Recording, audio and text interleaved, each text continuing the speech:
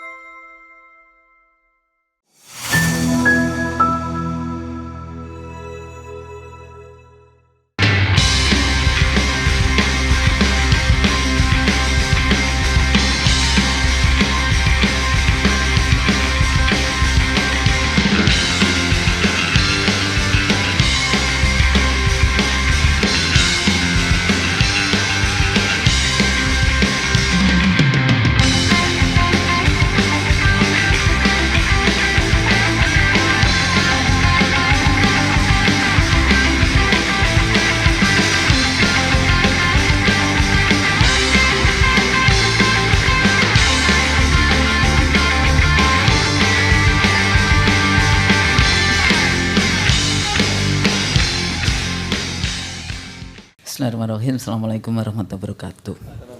Sebetulnya saya orang yang paling sedih sih sebetulnya, udah mengajar ilmu politik, mengajar partai politik dan pemilu, pernah menjadi anggota KPU. Jadi udah lengkap lah kesedihan saya melihat negeri kita yang tidak baik-baik saja. Tapi di dalam ilmu politik sendiri sebetulnya yang kita ajarkan tidak cuma who, got, what, when, and how. Oh ya, kan selalu itu aja itu. Padahal itu sosiologi, itu bukan ilmu politik itu. Padahal kita mengajarkan yang pertama adalah moralite, kemudian filsafah, kemudian pemikiran politik, baru kemudian public ethic yang kayak gitu. Tapi di luarnya ternyata prakteknya tidak demikian. Nah, jadi kalau tadi tidak usah ke MK, alhamdulillah nih satu mazhab jadinya. Karena biasanya kalau bicara dengan ahli hukum nggak ada lain kecuali harus ke MK, padahal itu jebakan Batman nih kalau di sana. Nah, kondisi penyelenggaraan pemilu saya katakan hari ini sebenarnya terjadi malpraktek yang luar biasa. Terus kemudian yang kedua, akhirnya pemilunya gagal sebetulnya di dalam konteks kita bahas tentang free and fair, bebas dan jujur. Ya, dan selalu dikatakan, kan kemarin ada yang mengatakan etika dasmu misalnya ya. Nah, ini kan apa sih manfaatnya kalau kita menyelenggarakan pemilu yang dengan integrity? Why election integrity matters? Kayak gitu kan. Karena hasil dari pemilu itu yang dibutuhkan adalah legitimasi pembentukan pemerintahan baru. Kalau kemudian legitimasinya tidak bisa dipertanggungjawabkan, maka nanti pemerintah baru ini akan terus menerus menumpuk yang akhirnya terjadi distrust, disorder, disobedient yang akhirnya menjadi political chaos. Harga political chaos itu lebih mahal dibandingkan kalau kemudian seluruh politisi itu menjadi jujur. Nah, kalau kita lihat dari mana saja, kalau kita lihat yang sudah banyak kita bahas dari mulai yang abuse power, bagaimana cawe-cawe presiden dari mulai sebetulnya tidak cuma dari MK. Sebetulnya ini proses dari 2014, 2019, kemudian pilkada, di 2020 anak mantu jadi. Tapi kenapa tidak diselenggarakan di pilkada 2022 dan 2023? Akhirnya di PLT kan kepala-kepala daerah. Pemindahan-pemindahan, pergeseran-pergeseran pejabat yang kira-kira tidak mau tunduk taat patuh. Kemudian ada juga kalau dulu kita selalu mengatakan election itu kan kompetisi excluding the use of force, nggak boleh menggunakan kekerasan. Jadi aparatus negara itu juga nggak boleh menjadi satgas pemenangan kayak gitu tuh nggak boleh. Tapi yang terjadi sekarang dengan kementerian semua sampai tingkat desa, beberapa kementerian yang jelas itu terlibat di dalam konteks itu.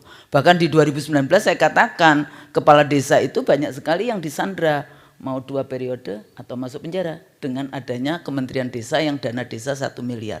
Bayangkan dari 83 ribuan kepala desa, lurah itu siapa yang bisa membuat laporan benar kepada BPK dengan dana 1 miliar itu. Nah ini juga rentetannya sudah panjang kayak gitu. Kemudian masuk ke penyelundupan hukum. MK itu tadi ya diselundupkan, kan mestinya kan MK tidak punya kewenangan menambahkan atau sudah. Lah itu kalimat itu kan nggak boleh ya di dalam konteks itu. Ya open legal policy apapun lah mestinya tidak demikian. Nah ketua MK-nya waktu itu mengatakan oh kita tidak konflik of interest. Halo, sebetulnya saya nggak tahu ini bagian dari desain atau tidak. Ketua MK sejak dia ijab kabul dengan adiknya presiden, sejak itu pula dia harus keluar. Kenapa? Karena 100% pekerjaan MK itu berhubungan dengan pembuatan, ya kan maksudnya menikah dengan adiknya presiden. Jadi yang ketua MK-nya itu harusnya mundur kayak gitu. 100% pekerjaan MK itu berhubungan dengan presiden. Karena seluruh undang-undang itu dibuat oleh presiden bersama dengan DPR. Jadi nggak ada itu yang namanya saya tidak konflik of interest. Cuma paham nggak dengan apa itu konflik of interest? Kayaknya ya mungkin itu kita kekeluargaan gitu, mahkamah keluarga jadinya kayak gitu kan. Dengan PLT kemudian sistemik di KPU-nya sendiri. Jadi saya katakan fabricated election. Ya, jadi fabrikasi. Sepertinya pemilunya demokratis.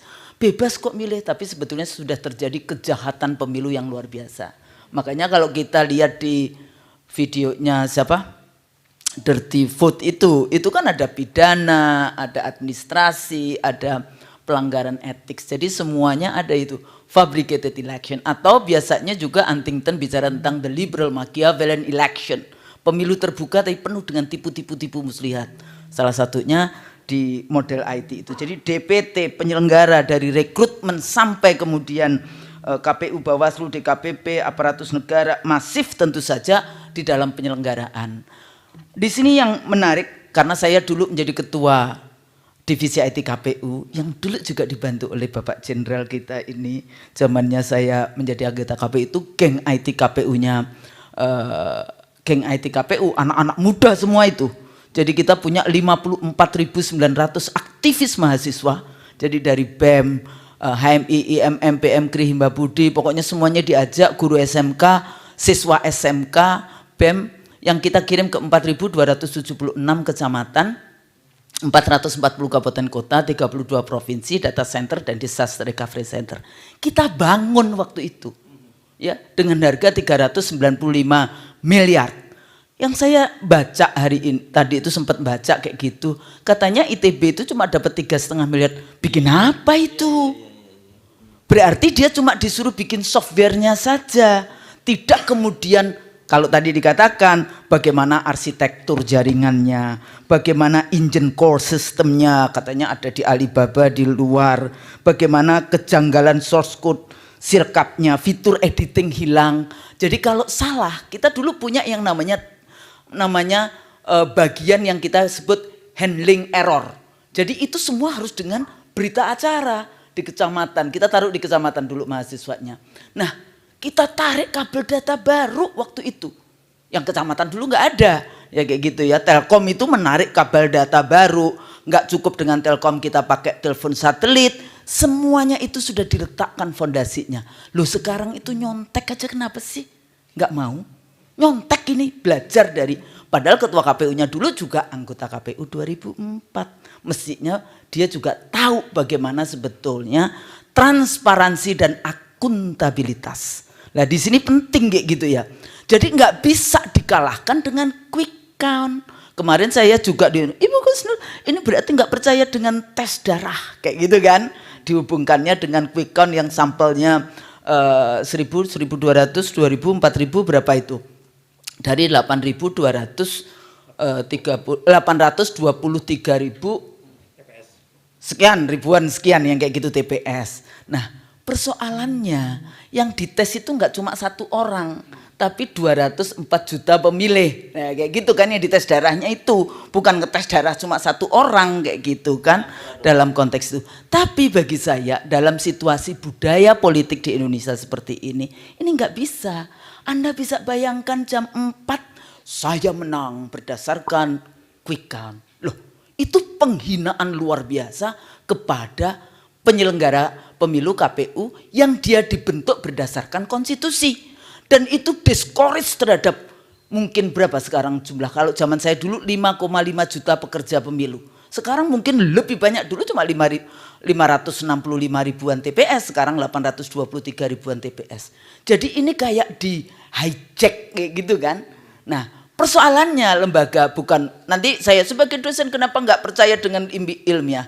Well, statistik itu ini bukan prinsip demokrasi persoalannya, ini penggiringan opini. Nah, sekarang persoalannya coba kita tanya teman-teman ini, satu, yang bayar siapa?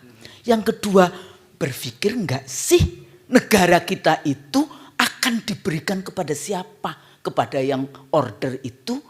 Berpikir enggak bagaimana persoalan-persoalan bangsa ini sehingga Anda mau menerima proyek untuk memenangkan, untuk menggiring opini sehingga mereka suaranya banyak kayak gitu kan. Jadi hari H itu sudah rentetan. Jadi ada yang masyarakat dapat bansos 500 triliunan ya, bansos nanti Pak Antoni yang bicara tentang ekonominya itu seperti apa. Nah, terakhir sebetulnya kalau kita lihat seperti itu, kita selalu dihadapkan dari mulai, ya kalau KPU kan dari mulai rekrutmen, DPT, kampanye, hari H, sampai sengketa.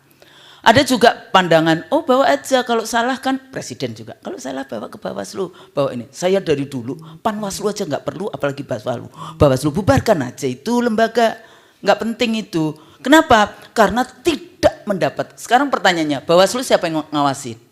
Jadi kan KPU diawasi Bawaslu, Bawaslu KPU diawasi DKPP, nanti DKPP diawasi siapa? Kok bulet? Dari dulu saya selalu mengatakan berikan dana-dana itu kepada civil society, kepada kampus-kampus untuk mengontrol bagaimana penyelenggaraan pemilu.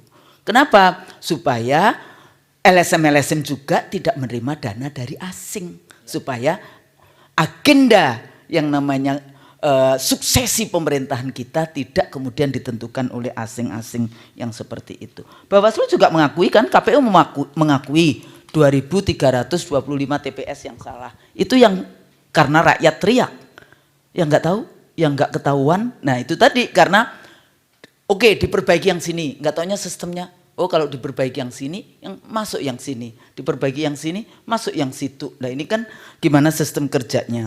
Oleh karena itu apakah nanti dengan angket kemudian audit digital itu bisa dimintakan, itu menjadi sangat penting. Ya, ini langkah politik. Saya dari dulu sudah mengatakan nggak perlu. Apalagi TSM. Kalau cuma 1-2 dapil silahkan. Apakah ada dulu di 2004 dibawa ke MK? Ada. Tapi saya tahu waktu itu MK adalah tempat terakhir bagi kami anggota KPU untuk memperbaiki kesalahan. Karena memperbaiki kesalahan adalah mulia juga. Maka di rapat pleno KPU saya katakan, karena saya tahu ada 4 anggota KPU yang mengubah hasil pemilu saat naik pesawat dari provinsi ke Jakarta. Ada di mana lagi beberapa. Saya katakan itu kepada tim hukumnya KPU. Untuk dapil ini KPU nggak usah menang. Gimana sih Pak Gusnu? Ya karena saya tahu itu adalah kesalahan KPU sampai 4 anggota KPU lawan satunya perempuan, ketuanya yang 4-nya laki-laki. Bukan karena itu ya Bang ya. Jadi jangan dilihatin seperti itu. Nah akhirnya kita beberapa dapil itu kemudian dimenangkan oleh orang. Karena waktu itu KPU menyadari bahwa ini adalah dapil-dapil yang KPU melakukan kesalahan. MK adalah tempat terakhir untuk memperbaiki kesalahan. Tapi kalau kemudian modelnya TSM seperti ini, Anda bawa ke MK, sementara MK sudah dikuasai oleh rezim yang berkuasa, untuk apa? Yang di 2019 saja dulu berapa miliar itu fotokopi, emang dibaca? dalam waktu 2 hari? Enggak juga. Jadi gimana? Langkah politik. Kalau misalnya bahkan ke Bawaslu aja saya mengatakan enggak perlu ke Bawaslu. Jadi gimana? Selesaikan semua persoalan yang masih diperjuangkan di KPU. Jangan pergi kemana-mana, di KPU. Kalau enggak, ya sudah, kami serahkan kepada kedaulatan rakyat. Biarkan nanti anak-anak muda dan kita semua turun ke jalan, kayak gitu kan. Nah terakhir, kita perlu reformasi kembali. Mudah-mudahan ini semangat bagi kita semua mencari kebenaran. Kebenaran enggak perlu ini, nanti kebenaran itu akan menemukan jalannya. Yang penting tetap ini semua di dalam kerangka untuk memperbaiki kondisi bangsa. Karena hari ini ya kedaulatan kita sudah dijual dengan harga murah tanpa rasa malu kepada asing dan sekarang sepertinya kita semua Mahkamah Konstitusi dulu kita sebut sebagai mahkamah kalkulator, sekarang menjadi mahkamah keluarga.